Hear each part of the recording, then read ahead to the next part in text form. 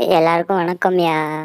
இன்னைக்கு நம்ம சேனலில் முட்டையை பற்றி பார்க்க போகிறோம். முட்டையை பற்றினா இந்த நீங்கள் எக்ஸாமில் எடுத்துருப்பீங்களே 0 முட்டை, அந்த முட்டை இல்லைங்க, கோழி முட்டையை பற்றி பார்க்க போகிறோம்யா.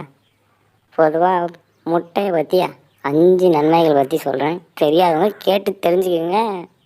ஃபஸ்ட்டு பாயிண்ட், முட்டையை சாப்பிட்டோன்னா முடி கருப்பாகுமா என்னென்னலாம் தெரியாதுங்க, முடிக்கு நல்லது. ரெண்டாவதாக முட்டையை சாப்பிட்றது மூலயமா புரோட்டீன் சத்து அதிகமாக இருக்குது முட்டையில். ஸோ அது முட்டையை சாப்பிடலாம்.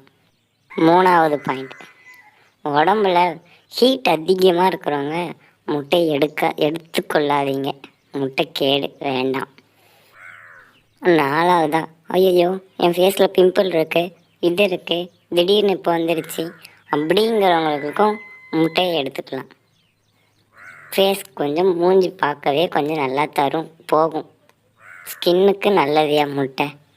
அதனால தான் தலைக்கு தடவை ஷாம்புலேருந்து மூஞ்சிக்கு தடவை ஃபேஸ் க்ரீம் வரைக்கும் முட்டையை யூஸ் பண்ணுறாங்க. முட்டை மூஞ்சிக்கும் சரி தலைமுடிக்கும் சரி நல்லதுங்க, கேட்டு தெரிஞ்சுக்கிங்க தெரியாதவங்க.